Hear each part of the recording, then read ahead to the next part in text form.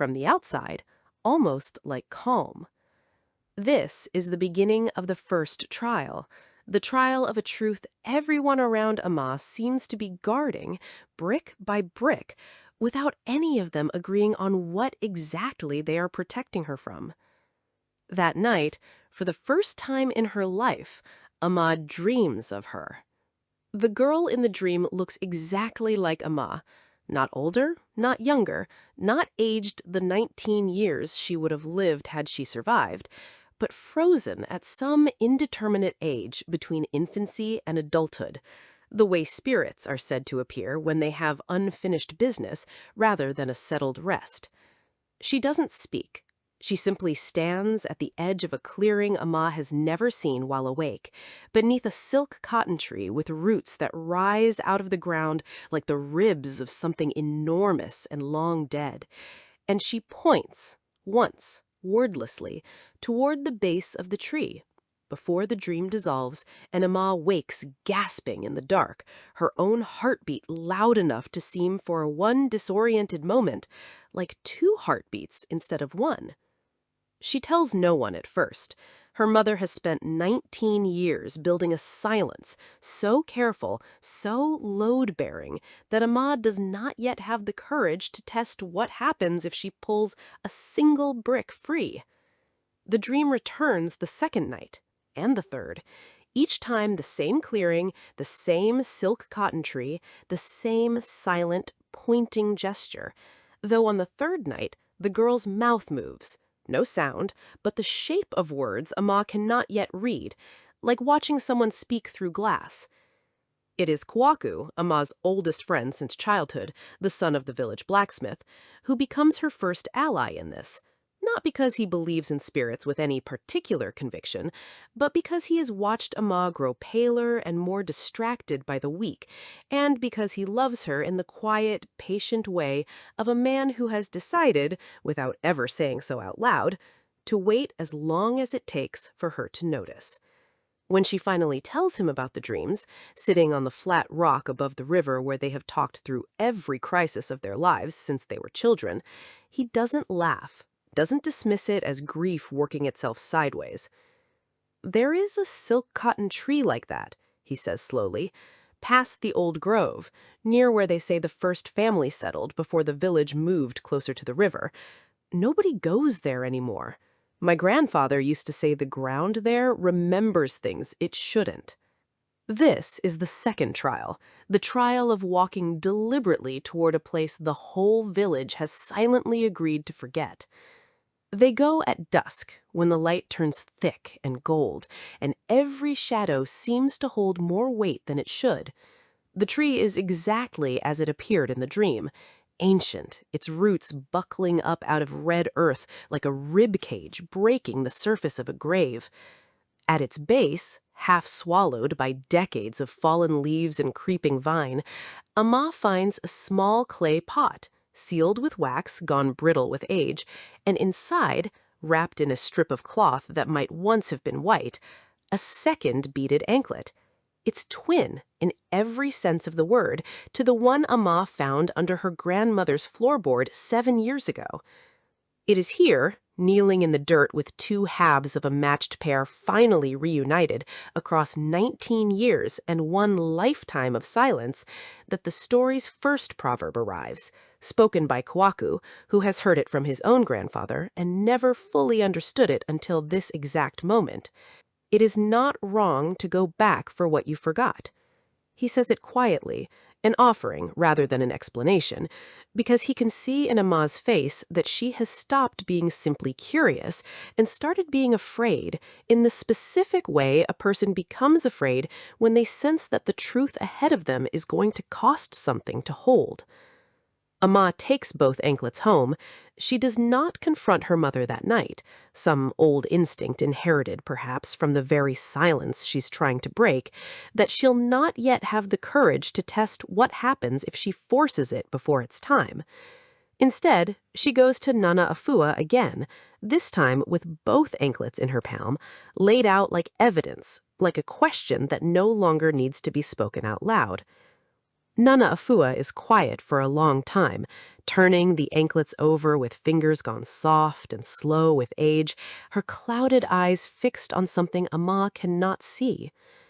"Your grandmother buried one," Nana Afua says, finally, "and your great-aunt Adobe buried the other, near the old grove, the same week your sister died. Two women from the same family, each hiding half of the same truth from each other, neither one trusting the other enough to bury it whole."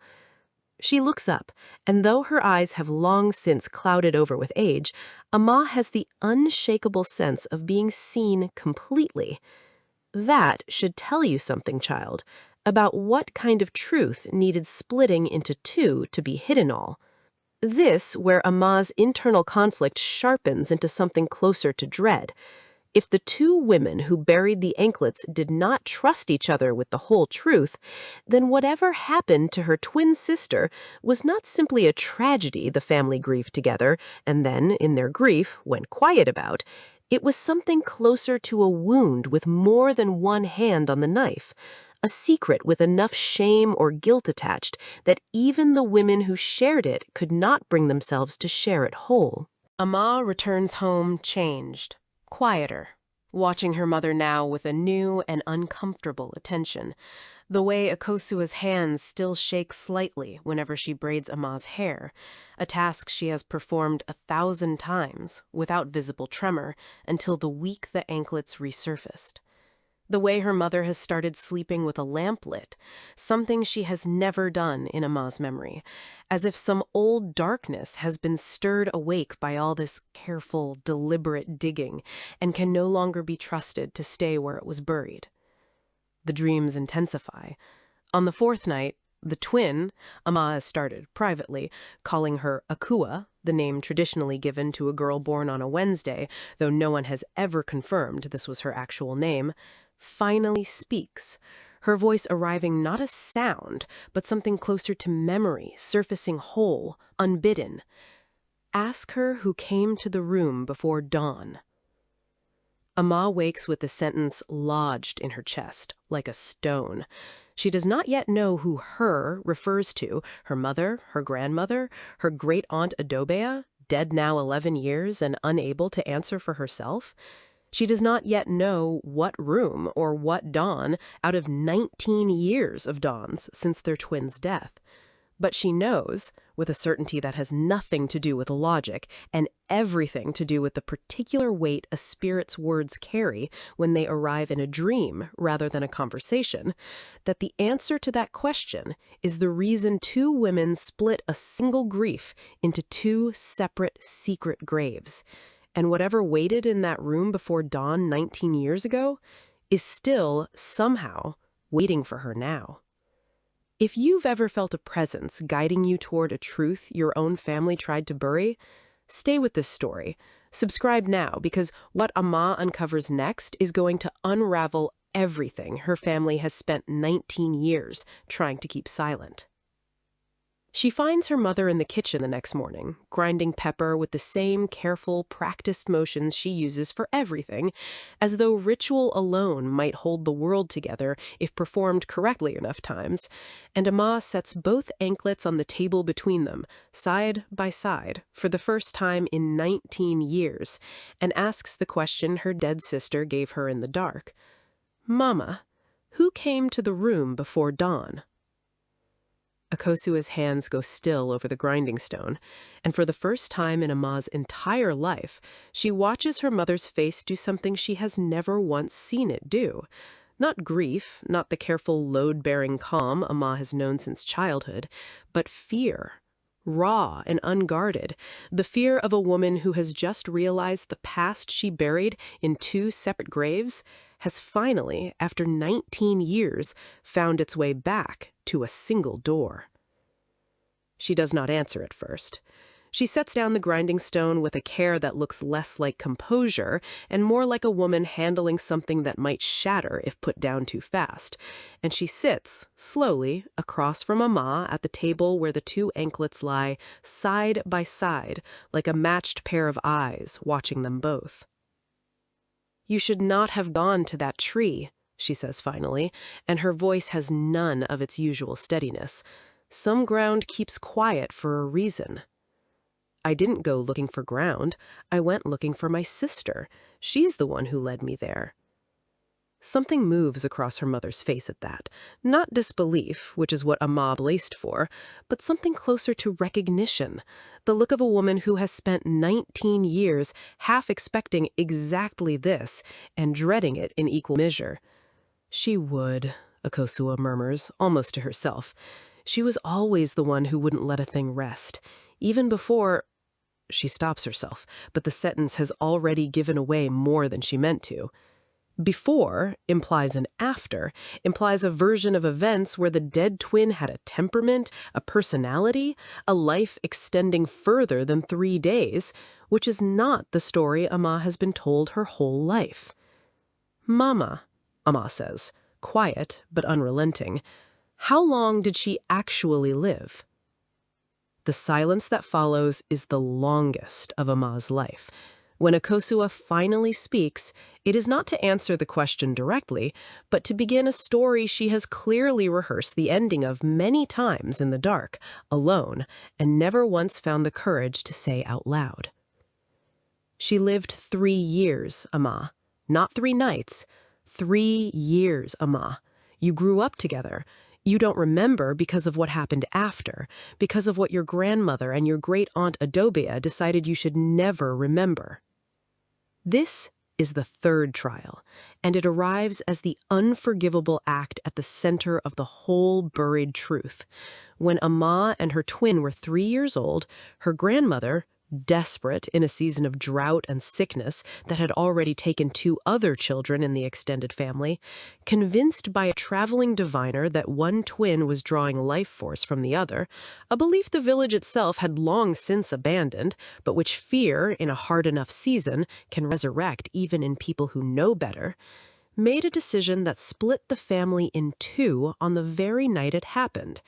She took the weaker-seeming twin, the one who had been sicklier since birth, to a healer 3 villages over under cover of darkness, told the rest of the family the child had died suddenly in the night, and buried an empty length of cloth wrapped to look like a small body, while the real child, still alive, was left in the healer's care with instructions never to bring her back. Great-aunt Adobea, the only other person who knew the truth, disagreed with the decision so violently that the 2 women never spoke of it again as anything other than a death, both of them separately, secretly, burying tokens of grief for a child who was, as far as either of them ever confirmed to the other, still breathing somewhere 3 villages away. "Your grandmother believed she was protecting you," Akosua says, and there are tears now, finally, the calm she has worn like armor for 19 years, fully cracked open. She believed the diviner. She believed if both of you stayed together, one of you would die anyway, and at least this way... She cannot finish the sentence. She doesn't need to. This is the lowest point, and it lands on Amma not as a single blow, but as a complete rewriting of everything she believed to be true about her own life, that the sister she mourned as an infant she never knew was in fact a sister she grew up beside for 3 full years, that the absence she felt her whole life was not the shape of a grief predating memory, but the shape of an actual memory erased or buried so thoroughly by the adults around her that it left only a shadow, a second stool at the hearth, a phantom presence at the edge of bright afternoons. Worse than the grief itself is the question underneath it, the one Amma cannot yet bring herself to ask out loud.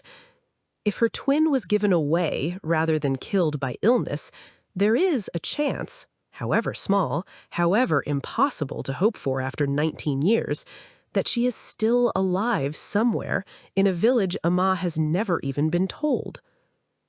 She leaves the compound that night without telling her mother where she's going, walks the dark path to the river alone, and sits on the flat rock where she and Kwaku have talked through every crisis of her life. Except this time, there's no Kwaku beside her, only the sound of the water and the enormous, unbearable weight of 19 years reorganizing themselves around a truth she never asked for. This is the dark night of the soul, and it is here, alone, staring at black water under a sky gone thick with stars, that Ama finally understands the shape of the anger she's been circling since her mother's confession. Not anger at her grandmother alone, who made a desperate choice in a desperate season and has been dead herself for 4 years, unable now to explain or apologize. Not even anger at her mother, who was herself only a young woman when it happened, overruled by her own mother-in-law in a household where such decisions were rarely hers to make. The anger, when Ama finally locates its true shape, is anger at the silence itself, at 19 years of a family choosing comfort over truth, choosing the manageable grief of a dead child over the unmanageable hope and uncertainty of a living one, because grief, however painful, has an ending, while hope, unresolved, does not. It's here that the dream returns to her, waking this time, or something close enough to waking that she cannot afterwards say for certain whether she slept at all. Akua, standing at the edge of the water instead of beneath the silk cotton tree, still frozen at that same indeterminate age, and this time she does not point. She simply says in the same voice that is not voice, words that land less like a haunting and more like a hand steadying Ama's shoulder. I am not asking you to find me. I'm asking you to stop letting them decide, for both of us, what deserves to be remembered. It is here that the second proverb of the story arrives, and it is Ama herself who finally understands it, though she has heard it 100 times before from 100 different elders without ever feeling its full weight until this exact moment, sitting alone by the river with a truth too large to carry by herself. The animal without a tail, it is God who swats the flies for it. The proverb has always been explained to her as being about providence, about care arriving from unexpected places for those who lack the means to protect themselves. Sitting here now, she understands it differently. Her twin, given away as a helpless 3-year-old, with no voice in her own fate, no tail to swat the flies of her family's fear and shame, has spent 19 years with only the thinnest, strangest kind of providence available to her. A sister's dreams, a persistent spirit or memory or grief, however Ama chooses to understand it, that refuse to let the silence be final. She returns to the compound near dawn, and this time it is Kwaku waiting for her at the gate, having gone looking when she didn't come home.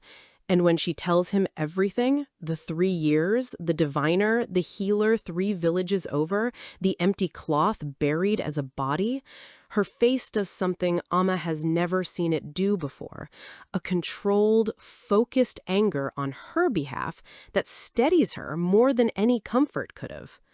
3 villages over, he repeats, 19 years ago. There can't be that many healers who would have taken in a child like that, quietly, and kept her that long without word getting back to Ama. This becomes the renewed ally action that carries the rest of the sequence. Kwaku, whose work with his father, the blacksmith, has taken him to markets and forges across dozen villages over the years, begins making careful, quiet inquiries, not asking directly, which might raise alarm or reach the wrong ears before Ama is ready, but asking around the edges, about old healers, about children raised outside their birth families in the hard drought years 2 decades back, about anyone who might remember a woman traveling alone at night with a sickly 3-year-old and urgent whispered request for silence. It takes him 4 days to find a thread worth pulling, an old midwife in a village called Boti, 3 villages over, exactly as Akosua said, now retired and nearly as old as Nana Afua, who remembers, when gently pressed, a healer she once apprenticed under, long since dead, who raised a girl of unknown origin alongside her own children, a girl who grew up believing herself an orphan left at the healer's door by circumstances nobody ever fully explained to her. She'd be 19 now, the old midwife says, working the math slowly, her eyes narrowing with the particular suspicion of someone realizing they might be the last thread connecting a buried truth to its answer. Kwaku returns to Amma with this thread trembling in his hands, uncertain whether he's about to hand her the answer to 19 years of absence or the beginning of a grief entirely new and different from the one she's carried her whole life. Because a sister found after 19 years apart is not the same as a sister never lost at all. And neither of them yet knows which kind of reunion is waiting in Boti, or whether the woman working the dye pits by the river even knows there is a twin sister out there who has spent her whole life sensing in dreams and shadows and empty stools by the hearth that something was missing that should never have been taken from her. If you think finding her is the end of this story, it isn't. Discovering a truth this size is only the beginning of learning what to do with it. Subscribe now, because 3 decides whether 2 sisters separated by a family's fear can ever truly become whole again, and whether the family that split them apart can survive what happens when the truth finally fully surfaces. Amma leaves for Boti at first light, Kwaku beside her, both anklets wrapped together now in a single strip of cloth in her bag, and neither of them notices as they set out along the river path that Akosua stands watching from the compound gate long after they've disappeared from sight, her face carrying an expression that is not quite fear and not quite hope, but something suspended painfully between the two. Because there is one more piece of the story Akosua has not yet told her daughter, one final fold of the secret that even great-aunt Adobia, dead 11 years now, never fully knew. The reason the diviner was so easily believed that desperate season, the reason no one in the family questioned his word closely enough to save a child from being given away in the dark. Boti announces itself first by smell, the sharp mineral tang of indigo dye carried on the river breeze long before the village itself comes into view, and Amma walks the last stretch of the path with her heart beating so hard she can feel it in her throat, Kwaku half a step behind her, close enough to catch her if the ground beneath this whole undertaking finally gives way. They find the dye pits easily enough, a cluster of women working cloth through vats of blue so deep it looks almost black in the shade, their arms stained to the elbow, and it is Kwaku, scanning the line of workers with the same careful attention he brought to 4 days of quiet inquiries, who sees her first and goes very still. The resemblance is not subtle. It is not the vague, could-be-anyone kinship of distant cousins. It is Amma's own face, weathered with different sun and different water and 19 years of a life that never should have been separate from her own, bent over a vat of dye with the unconscious economy of movement that comes from doing the same work every day for years. The woman looks up, sensing eyes on her the way people who work alone learn to do, and freezes at the sight of Amma the way a person freezes at the sight of their own reflection moving on its own. Neither of them speaks for a long moment. It is the woman, Akusoa's letter, sent ahead by a runner Kwaku arranged 2 days prior, has reached her because there is recognition in her face that goes beyond simple shock of a stranger's resemblance, who finally breaks the silence, her voice rough with dye-fuas and disbelief in equal measure. They told me I was left at the healer's door. Nobody's name attached, no family. I used to dream about a girl who looked like me growing up. I thought it was just wanting, the kind of thing an orphan invents to fill the shape of what's missing. Her hands, stained permanently blue at the fingertips, come up to her own face as if checking that it's real. that this moment is real. What's your name? Amma, Amma says. And then, because there's no version of this conversation that doesn't require the whole truth now, all at once, yours is Akua. You were born a Wednesday, before me. We're twins. Our grandmother gave you away when we were 3, because a diviner told her one of us would kill the other by living. This is the story's public turning point. Public in the sense of a crowd or a camera, but in the sense that stands in for it in this story's world. The truth, finally spoken aloud between the two people it belongs to most, in daylight, without euphemism or protected silence softening its edges. Akua does not collapse into tears, though her eyes fill. She has spent 19 years, Amma will come to understand over the following days, being a person who absorbs hard truths by going very quiet and very still, a survival skill built by a childhood of never quite knowing why she felt like a half person and having no one to ask. They sit together at the edge of the dye pits until the light changes, trading 19 years in fragments. Akua's childhood with the healer's family, kind enough, but always at a slight remove. The specific loneliness of being raised alongside children who were not quite yours. Amma's childhood with 2 matched stools by the hearth, and a grief, she now understands, was never hers to carry alone, because the person she was grieving had been alive, all along, 3 villages over, growing up equally alone. It's on the walk back to Nuseta 2 days later, Akua agreeing to come, cautiously, not yet ready to call it home, but curious enough and brave enough to see the family that gave her away, that Akusoa finally tells Amma the last fold of the secret she withheld even after her first confession.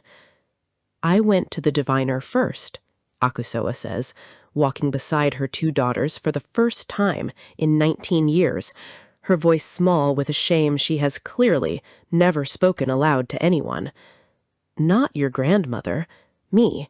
I was young and frightened. We'd lost 2 children in the family that season already, and I convinced myself something was wrong, that one of you was sicklier because the other was somehow taking from her. I asked the diviner if it was true. He gave me an answer that wasn't as certain as what your grandmother later told the rest of the family. He spoke of imbalance, of needing separation to heal. Nothing about death, nothing about one life draining the other.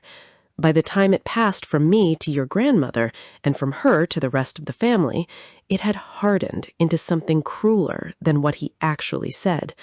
I never corrected it. I was too afraid of what it would mean, that the decision that split you apart started with my fear, not fact. This is the resolution, and it does not arrive as villainy exposed and punished, the way a dark moral story often demands, because there is no single villain here, only a chain of frightened, grieving people passing a decision from hand to hand, each one adding a little more certainty to a story that was never certain to begin with, until a 3-year-old's whole life was rewritten by an accumulation of fear rather than a single act of cruelty. Amma's anger at her mother does not vanish, but it changes shape, becomes something she can hold without it consuming everything else, because understanding the fear that built the silence is not the same as excusing it, but it is enough, finally, to let her stop asking who to blame and start asking what to do now that the truth is standing beside her, breathing, alive, with dye-stained fingers and 19 years of a life she never should have had to live alone. It's Nana Afua, upon their return to Nuseta, half-blind and entirely unsurprised, who offers the 3rd proverb of the story, sitting in the dust outside her hut exactly as she was the day she first named the absence Amma had carried her whole life. One head does not go into council alone. She says it looking between the 2 sisters, newly reunited, and then at Akusoa, standing slightly apart, still carrying the particular posture of a woman uncertain whether she has earned the right to stand close. Your grandmother made her decision alone, in fear, with no one to slow her hand. That is the whole lesson in this, if you want one. Truth this heavy was never meant to be carried or decided or buried by a single person acting in the dark.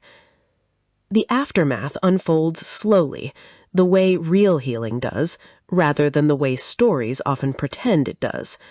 Akua does not move back to Nuseta immediately.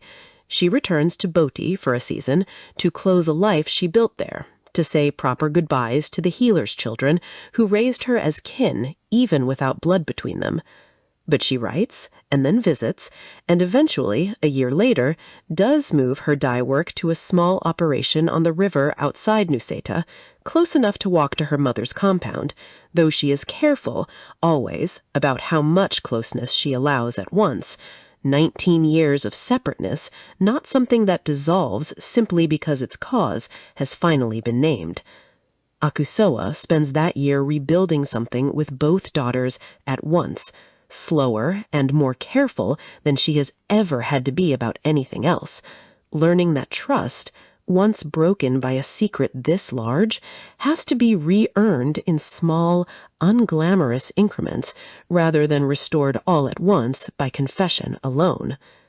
Kwaku, who found the thread that led to Boti in the first place, finally tells Amma what he's waited years to say, on the same flat rock above the river where they once talked through every crisis of her life. And this time, she doesn't need 19 years of silence broken first to hear it clearly.